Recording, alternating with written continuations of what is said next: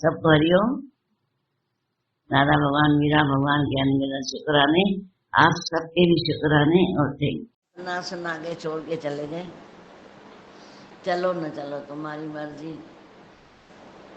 रामायण लिख के वाल्मीकि चले गए, मानो न मानो। 18 शास्त्र वेद व्यास लिख के चला गया, मानो न मानो, तुम्हारी मर्जी। और आज दादा भगवान ने ज्ञान सुन के ऐसे नहीं बोला मानो न मानो, बोला नहीं, करो या मरो, यहाँ तो कर जाओ, जो तो अंधा से मर जाओ। मैं हूँ कुछ भी नहीं पर सब कुछ हूँ, ये खेल अजूबा न जाने को। मैं कुछ भी नहीं सब कुछ हूँ, ये खेल अजूबा न जाने को। ये अजूबा खेल कोई नहीं जानता है। जब तक मैं कुछ भी नहीं हूँ तो बोला तुम सब कुछ हो, और जब तक मैं हूँ तो बोला तुम कुछ भी नहीं हो, क्योंकि शरीर की कोई हस्ती नहीं है। अभी के अभी प्राण शांत हो जाए, ये मिट्टी की ढेरी है, जिंद मेरी है माटी की ढेरी है, एक दिन चलना है, छोड़ना है ये जग। तो छोड़ने से पहले अपने काम तो उतारे हम अपने। कौन से काम है? सिर्फ एक निश्चय करना है और तो कुछ भी नहीं। हम निश्चय में भी डगमगा जाते हैं। 1 मिनट में फिर चेंज हो जाते हैं, मिनट मिनट में अपना स्वभाव चेंज करते हैं, मिनट मिनट में अंदर की वृत्तियां चेंज करते हैं। ऐसे बोलते हैं कुछ नहीं चाहिए, और अचानक स्वार्थ आ जाता है, झगड़े पे भी उतर आते, झगड़े में भी उतर आते। अरे सत्संग का तो मान रखो, किसी का भी मान आज तक नहीं रखा, न माँ का, न बाप का, न दुनिया का, पर गुरु का तो मान रखें कि मेरे सतगुरु की ने लिया क्या है हमसे। क्या चेक लिए, पैसे लिए, छिप कर लिए, क्या पेटियां बनी, जाओ देख के आओ जाके। हम उसकी इज्जत पे वार कर देते हैं। अब एक के कारण न जाने कितनों का सत्संग चला जाता है, बताया आपको। अश्रद्धा का भी पाप उसको ही लगता है।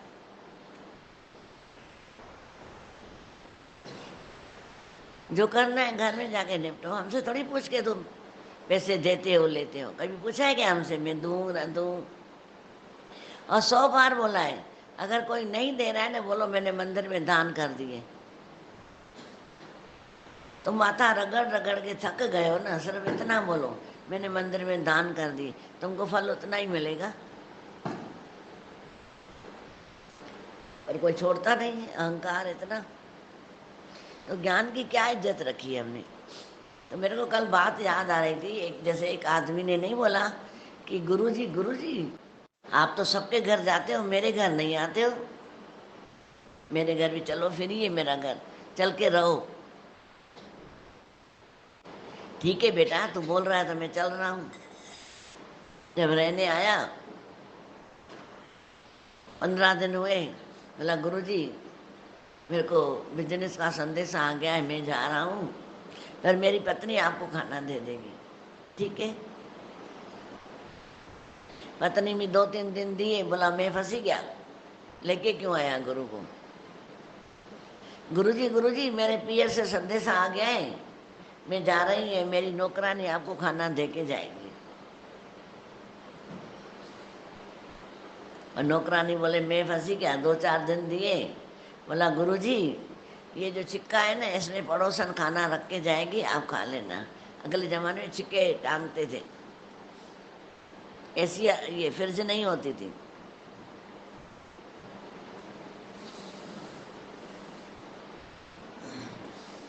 एक दिन रखी, दूसरे दिन रोटी नहीं थी। गुरु हंस रहा था, अपने घर चला गया। 6 महीने बाद 6 महीने बाद वो फिर आया और गुरु को बोलने लगा, गुरु गाय के 2 बच्चे नहीं थे, आपके सामने ही डिलीवरी करी थी, बच्चे नहीं थे वो 2, उसमें से एक भाग गया है, क्या आपके पास तो नहीं आया? क्योंकि आपसे हिर गए थे ना। क्या पता कहाँ चला गया, मेरे को लगा आपके पास आया होगा। अब गुरु को क्या करना चाहिए? तक्कर सबको होती है, रीस सबको होती है कि मेरे पास गुरु आए, मेरे पास आए, मेरे पास आए। शायद हम गरीब हैं, शायद मेरे को अक्ल नहीं है, शायद ऐसा है, शायद वैसा है। गुरु से प्रीत बड़ी निराली होती है, अजब होती है और गजब होती है। वो प्रीत क्या है, उस प्रीत को जाने। तभी बोला गधे, गुरु गुम हो गया था, तूने ढूंढा नहीं, 6 महीने हो गए कि कहाँ चला गया गुरु। आज गाय का बछड़ा गुम हो गया तो ढूंढने निकला है। क्या प्यार है? तूने बोला मैं बहुत प्यार करता हूँ तुमको, तुम मेरे मेरे ही घर रहो, तो मेरे को कोई खाने की कमी थोड़ी है। मैं भी तेरे को देखना चाहता था, रोज बोल रहा है तो। क्या जीवन है बताओ तुम? गुरु की इज्जत रखी? नहीं। अरे सत्संग में नाम ही नहीं लो, भले कोई 100 चूहे खा के इधर बैठा हो ना, इधर मत बोलो, फिर चुगली मार देती है, सत्संग में रोज आता है, इससे आगे पैसे लेके जाओ। तुम्हारा क्या काम है? तुम दलाल हो। सत्संग के लिए तो नहीं बोला इधर अच्छा सत्संग होता है, चलो तुम भी। कभी बोला है? नहीं। पर अगर कोई किसी के पैसे खाकर इधर बैठा है तो उसको अभी का अभी फोन चला जाएगा, जल्दी आ जाए, वो इंसान आ गया है जिसने आपके पैसे खाए। अरे घर जाओ ना उसके, अगर हिम्मत है तो घर जाके बैठ जाओ। तुम सत्संग में क्यों खेल करोगे? इसका मतलब ये है, न गुरु का डर है, न गुरु से प्यार है। सच्ची बात तो यही है। डर वाला इंसान कस खा जाता है, मेरे को एक अक्षर नहीं बोलना है, गुरु देख रहा है, बैठा है, मैं नहीं करूँगा, घर में बात करेंगे। अब मैं सारे दुनिया के सामने बोलूँगी, सत्संगियों के सामने बोलेगा कि इसके ये है ना 100 चूहे खा के बैठा है, तो तुम औरों को क्या एहसान करोगे? करोगे क्या? अपनी इज्जत गवाओगे कि ऐसे लोग इस सत्संग में आते हैं। गुरु की भी इज्जत खराब करी, अपनी भी इज्जत खराब करी। ये मन बेवकूफ अनाड़ी है। गुरु सब शिक्षा देता है, पर ये मन तो पागल है, मन तो पागल है। तभी राधा भगवान ने नाम रखा है मन का, पागल प्रोफेसर। पागल प्रोफेसर। सब बिना पूछे काम करते हैं, फिर जब आन पड़ती है तो बोला नहीं, मेरे गुरु तो दादा भगवान ही, तो मैं तो उसको ही बोलूँगी ना। क्यों? जब उन्होंने मना किया था तो उस टाइम तो नहीं बोला मेरा दादा भगवान है, मैं उनका कहना मानूं। कहीं से भी उधार ले लोगे, फिर कहीं भी झगड़ा कर लोगे, इसे हमारा काम नहीं है। पर जहाँ गुरु की बात आएगी ना, मेरे से हजम नहीं होगी। फिर भले कितने भी लोग बैठे हुए हैं, मैं डांटूंगी तुमको, बोलूंगी, भले गुस्सा लगे, क्योंकि मेरा गुरु एक पाई भी नहीं लेता है, तो क्यों उसका नाम खराब क्यों? हाँ, ज्ञान में कोई कमी है तो बात करो। अरे ये ज्ञान ऐसा निर्मल है, ऐसा निर्मल है, जैसे गंगा नीर गंगा की तरह पवित्र है, जो हमारे जीवन को पवित्र करता है। अगर जीवन ही हमारा पवित्र नहीं हुआ तो जिया तो किस लिए जिया? जो ये भी काम ना किया तो जिया तो किस लिए जिया? बाकी तो खाई अन्न जने औलाद, पशु भी खूब जानता, पशु भी खूब जानते हैं, अन्न खाते हैं, औलाद पैदा करते हैं, उनको मुख में दाना दाना डालते हैं। जानवर भी करते हैं, पक्षी भी करते हैं, हमने किया तो क्या हुआ? वन का एड़ी करनी करे, जो दुनिया करे तो के याद, मोहे पुजाणा मुल्क में तो जो नालो रहे आबाद। ऐसे कर्म करो,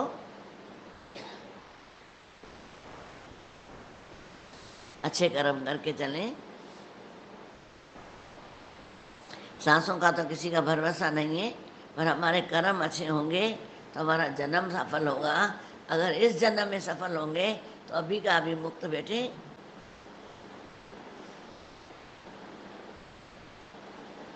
है ना। दूसरों को धोखा देना सरल है, दूसरों को शब्द गलत बोलना सरल है, दूसरों की इंसल्ट करना बहुत सरल है। जब अपनी होती है दाव पे लगते हैं तो रोना आता है। मेरे साथ ऐसा है, दुनिया है ही ऐसी। दुनिया कहाँ से आ गई? फिर दुनिया में तो तुम ही हो। तभी राधा भगवान बोल रहे हैं जीवन में सब कुछ समझने की कोशिश ना करो, छोड़ दो कुछ बातें। जो सामने कर्म आ रहा है उसको सुलझाओ, बाकी गुरु के ऊपर छोड़ दो। जीवन में सब कुछ सुलझ जाएगा। क्योंकि कभी कभी किसी चीज को समझने की नहीं, बल्कि उसे स्वीकार करने की जरूरत होती है। किसी किसी हालत को स्वीकार करने की जरूरत होती है, समझने की नहीं। किसने मेरे साथ ऐसा क्यों किया, उसको समझो, तुम जानो, छोड़ दो।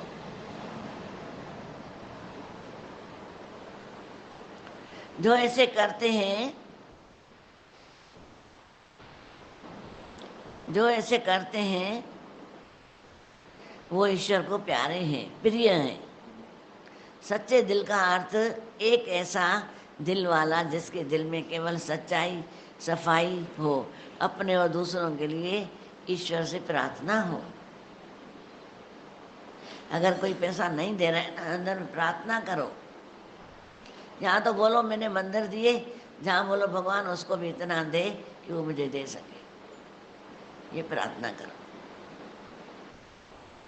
तो ये सच्चाई, सफाई हो अपने और दूसरों के लिए, वो ईश्वर को बहुत प्रिय है, बहुत प्रिय है।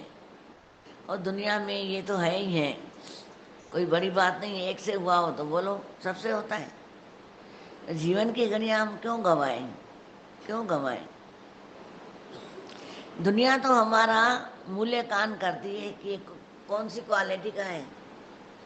दुनिया हमारा मूल्यांकन करती है कौन सी क्वालिटी का है। सब बाजार जाते हो ना, मेरे को ब्रांडेड ये चप्पल चाहिए, ब्रांडेड कपड़े चाहिए, मूल्य तो हमको नहीं बोलेगा कि ये भी मूल्यवान हो, ब्रांडेड बन जाए, वो नहीं बोलेंगे क्या? तो दुनिया तो हमारा मूल्यांकन करती ही रहेगी, परंतु आपको अपने हर एक अच्छे काम की सराहना बिना किसी की परवाह के खुद ही करनी चाहिए। अच्छे काम की सराहना, भाई इतना अच्छा काम हो कि मेरे गुरु को पसंद आएगा, बस जो तुमको पसंद आए वही करूँगा। बोलने से नहीं होगा, तुम दिन को रात कह दो तो रात कह दूंगा, बहुत कठिन है। भजन गाना सरल है, पर सल में करूँ, हिम्मत रखूं करने की, बोला वो कर जाएगा। अगर आप कुछ नया बनाना चाहते हो तो परिवर्तन को और पुरानी फ्रिज के अंदर दोनों को चेंज कर दो। अगर कुछ परिवर्तन करना चाहते हो तो फ्रिज के अंदर जो चीज़ें रखी हैं उसको ख़त्म कर दो, तो फ्रिज अच्छी चलने लग जाएगी। फिर लिखा है जो तुम्हारे मन में पुरानी बातें उसको भी ख़त्म करो तो तुम्हारा मन न्यू हो जाएगा, न्यू हो जाएगा। हालांकि कुछ लोगों की फिल्मों की तरह होते हैं। जब झगड़ा करना है, झगड़ा करके 2 फुलके ज़्यादा खा के बैठ जाएगा। जैसे तो वो शूटिंग करके आया। धोखा करना है, धोखा करके 2 फुलके ज़्यादा आके खाया, शूटिंग कर दी, गालियाँ 8-10 दे दी और आके 2 फुलके ज़्यादा खा लिए, शूटिंग कर ली। अरे उनको तो पैसे मिलते हैं, हमको तो पान देने पड़ेंगे। वो करके आते हैं, उनको पैसे मिलते हैं। अगर हम ऐसा करते हैं ना, हमको जमानत देनी पड़ती है कि तुमने जगत में ऐसा क्यों किया जाके। फिर बोलते हैं उसके कर्म होंगे ना, इसीलिए मैं ऐसा बोलता हूँ। हाँ, कर्म होंगे, ऐसा किया। अब वो भी तुम्हारे साथ जो करेगा बोलेगा कर्म होंगे तभी मैंने ऐसा किया। दुखी मत होना, फिर दुखी नहीं होना। आज राजा ने सांप को, दुश्मन को दोस्त बना लिया। रोज सुन रहे हैं, गुरु ने बोला तेरे को सांप काट खाएगा क्योंकि तू अगले जन्म में उसको दुख दे के आया है, काट खा गया है, तुम्हारा जन्म जन्म का चल रहा है। तो विचार किया ना, क्या किया? जहाँ बताया गुरु ने वहां से फूल ही फूल बिछा दिए। जहाँ सांप का घर था, पेड़ से अपने महल तक गुलाब के पंखड़ियों को पंखड़ियाँ बिछा दी और दूध के कटोरे रख दिए, टुकड़े टुकड़े, अगरबत्तियां जला दी। और जैसे ही बोला, गुस्से में निकला, भाई आज तो मैं राजा को ढंक के ही रहूंगा, अपना हिसाब पूरा करूंगा। जैसे ही आगे बढ़ा है, देखा तो गुलाब की पंखड़ियां इतनी मस्त जैसे गद्दे बिछे हुए हैं रास्ते में, उलट पुलट होता गया। आज तो मजा आ रहा है, पत्थर तो लग ही नहीं रहे मेरे को। फिर दूध पिए, सुगंधित लेवे। ऐसे करते करते राजा के पलंग तक पहुंचा और डंक मारने लगा। राजा, आज हिसाब पूरा कर रहा हूँ, डंक मार रहा हूँ, पर जो तूने मेरा स्वागत किया है ना, मैं माफ कर रहा हूँ। तूने जो मेरा स्वागत किया है ना, मैं तुझे माफ कर रहा हूँ। बल्कि ये मणि है, तू ले ले। आज से तुम्हारा मेरा जन्म जन्म का जो था कर्म, वो आज खत्म। अब सांप बोलता ना, अभी तो काटूं तो फिर राजा छोड़ता गया, वो फिर दूसरे जन्म में। एक ने तो खत्म करी ना, वो कौन बनेगा? वो सामने वाला। मैं अपने ऊपर हाथ रखो ना कि वो कर्म मैं खत्म करूंगा, सांप की तरह। जैसे सांप ने जन्म मरण का चक्कर काटा, मैं भी अपना जन्म मरण का चक्कर काटना चाहता हूँ। इसलिए मैंने मौन किया, धीरज किया, माफ कर दिया अंदर से।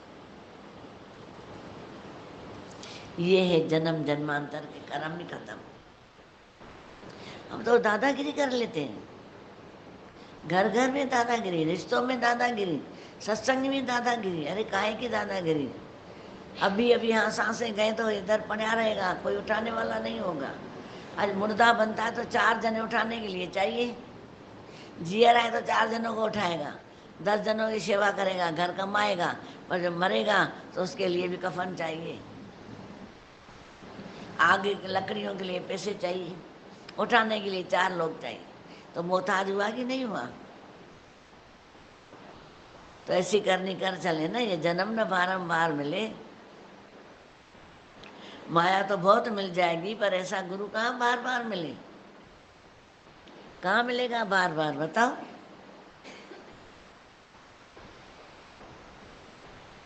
ऐसा जीवन सब बना दे ना, क्यों नहीं बनाए? ऐसा जीवन बनाते नहीं है, जीवन ही रुल जाता है। क्या हम जीवन इधर रोलने आए कि संवारने आए? ये अपने से सवाल पूछना। अगर संवारने आया हूँ तो अपने कर्मों को, शब्दों को संवारो, शब्दों को संवारो, कर्मों को संवारो, तुम्हारा जीवन संवर जाएगा। गारंटी है, दादा भगवान ने गारंटी दी है, मैं भी तुमको गारंटी देती हूँ।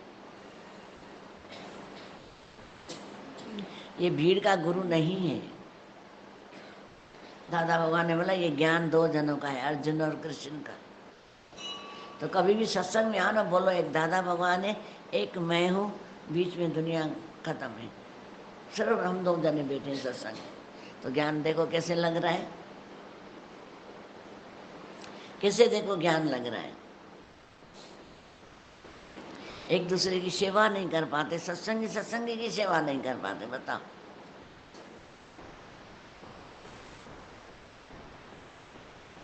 जाते हैं सेवा करने, सेवा नहीं, मेरा की, मैं क्यों उठाऊं, मैं इसको प्यार क्यों दूं?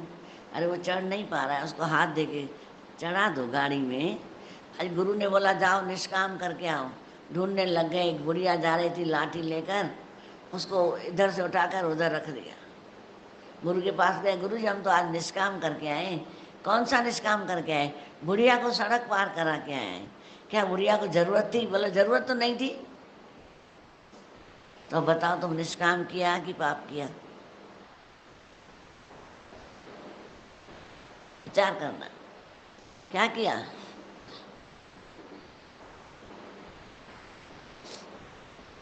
इसलिए अंदर में जो भी है, किसी के लिए शिकवा शिकायत सब खत्म करो। तुम अपना प्यार की दुनिया में आ जाओ, तुम प्यार की दुनिया में आ जाओ तो जिंदगी बहुत हसीन हो जाएगी। आज का हीरो वो बनेगा। गुरु की दृष्टि पड़ते ही क्षण भर में जीवन सुंदर हो सकता है। दक्षिण में एक भक्त हुआ, उसका नाम धनुदास था। प्रारंभ में हिमबान उसके वेश्या के रूप पर मुग्ध थे। वो वेश्या के ऊपर मस्त था। भगवान में भक्ति बिल्कुल नहीं थी। शरीर हट्टा घट्टा था उसका। लोग उन्हें पहलवान कहते थे। दिन बीतते रहे। वृंदावन मंदिर में प्रतिवर्ष उत्सव हुआ करता था और वहाँ पे कोई संत रहता था, मंदिर में आया करते थे। लाखों की भीड़ होती थी। पहलवान और वेश्या के मन में भी उत्सव हुआ देखने के लिए कि हम भी देखें भगवान का। हक तो सबको है ना।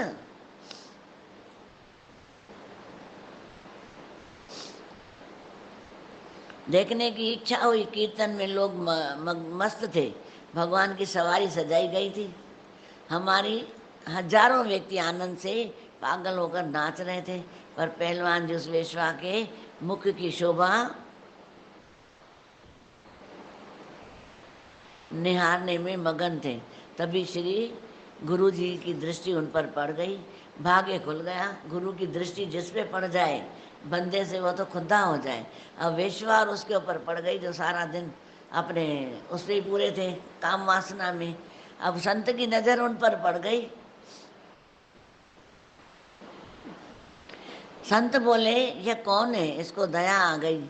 लोगों में यह बात प्रसिद्ध थी कि सब ने सारा हाल सुनाया कि ये तो वेश्या है, ये दोनों साथ में रहते हैं, ये कैसे हैं, ये ऐसे हैं, बुराइयां बता दी।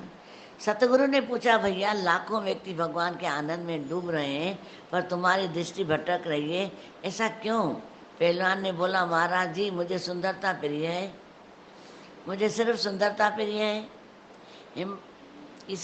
इस जो ये मेरे साथ है ये बहुत सुंदर है, मैंने कहीं और नहीं देखी, इसीलिए ही मेरा मन दिन रात उसमें फंसा रहता है, स्त्री में, वेश्या में। गुरुजी बोले, यदि इससे भी सुंदर छवि तुम्हें दिखने को मिल जाए तो कैसे छोड़ दोगे? ये गुरु की दृष्टि है। वेश्या करके छोड़ नहीं दिया, बिगड़ा हुआ बन के छोड़ नहीं दिया, पर क्या बोला कि इससे भी सुंदर छवि तुम्हें मिल जाए तो क्या तुम इससे छोड़ दोगे?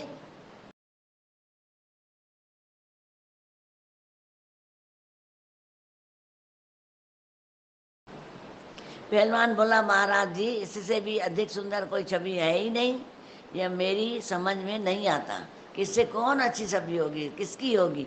दुनिया में मैंने देखा ऐसे सुंदर कोई है ही नहीं। गुरुजी बोले, अच्छा संध्या को मंदिर की आरती समाप्त होने के बाद आ जाना, शाम को आरती समाप्त होगी तो आ जाना, केवल मैं रहूँगा।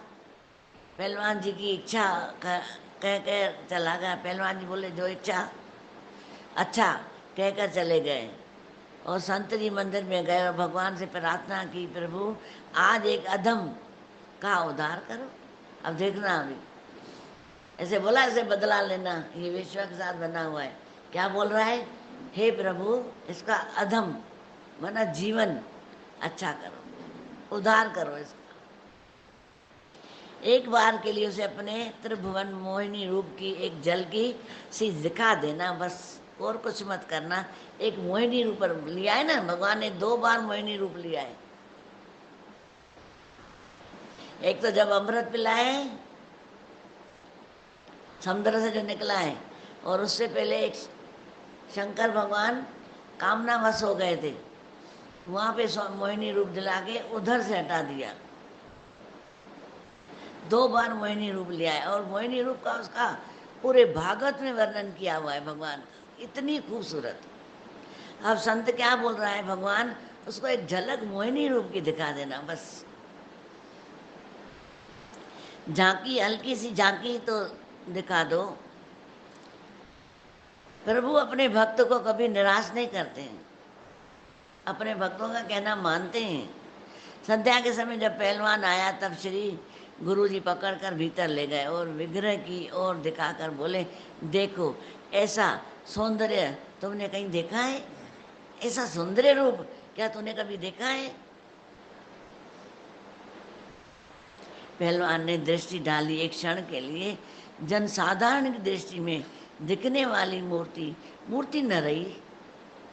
जो मूर्ति थी वो मूर्ति रही नहीं, स्वयं भगवान ही प्रकट हो गए और पहलवान उस अलौकिक सुंदरता को देखते ही बेहोश हो गया। इतनी सुंदरता, भगवान आ गए खुद। बहुत देर के बाद होश आया। होश आने पर सतगुरु के चरण पकड़ लिए, बोला, प्रभु अब यह निरंतर देखता रहूं, ऐसी कृपा कीजिए। बस यही रूप देखता रहूं। बदला कि नहीं? ताकत है इतनी बदलने की कि औरों को उकसाते हो और वो दुखी हो जाए और दुखी हो जाए। एक प्रार्थना ने बदल दिया। तुम भी किसी के लिए ऐसी प्रार्थना करो कि वो बदल जाए ना। बदला लेने की क्यों करे? सांप थोड़ी है। अरे सांप ने भी छोड़ दिया, हम तो उससे भी गए भी थे।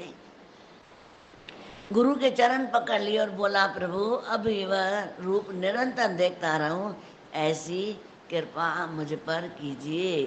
फिर श्री गुरु जी ने उन्हें मंत्र दीक्षा दी। आगे चलकर वह उनके बहुत प्यारे शिष्य तथा एक पहुँचे हुए महात्मा हुए। तुलसीदास जी ने सच्ची कहा है, बिन हरि कृपा मिले नहीं संता।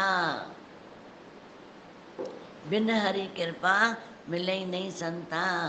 भगवान की मर्जी के बगैर संत भी नहीं मिलते हैं, पर एक बार संत मिल गए तो उसकी चरण नहीं छोड़ना, उसके वचनों में लिपट रहना, कुछ लेना न देना, मगन रहना, गुरु के वचनों में लिपट रहना। कहत कबीरा, सुनो भाई साधो, गुरु के वचनों को चित्त से लगाए रखना, कुछ लेना न देना, मगन रहना, ऐसी सतगुरु कृपा बनाए रखना। अपनी सेवा में सदाई हाजरा हजूर रखना। कभी माया में से गर्क न होए हम, तेरी सेवा करते रहें, तेरी जन्नत में पलते रहें, तेरे प्यार में पलते रहें, तेरे ज्ञान में पलते रहें। अपने आप को भी आशीर्वाद दो। लड़के क्या करोगे? किसी की अच्छी भावना करो तो वो तुमको दे देगा, अपना हिस्सा भी दे देगा। इतना प्यार में ताकत है, इतनी ताकत है।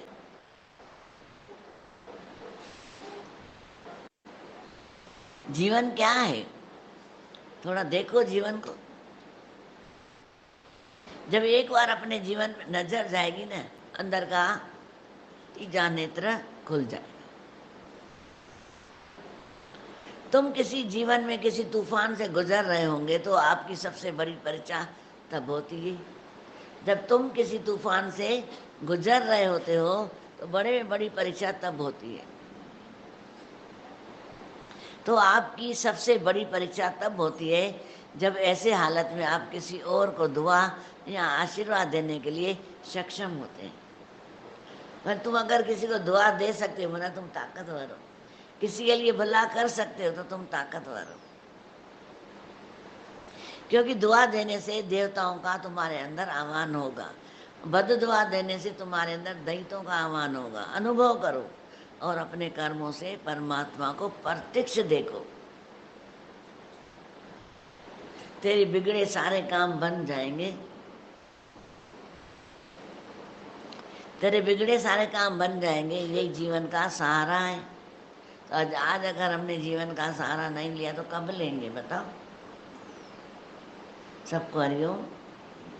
दादा पीरा भगवान के अनगिनत शुक्राने, आप सबके भी शुक्राने। Thank you.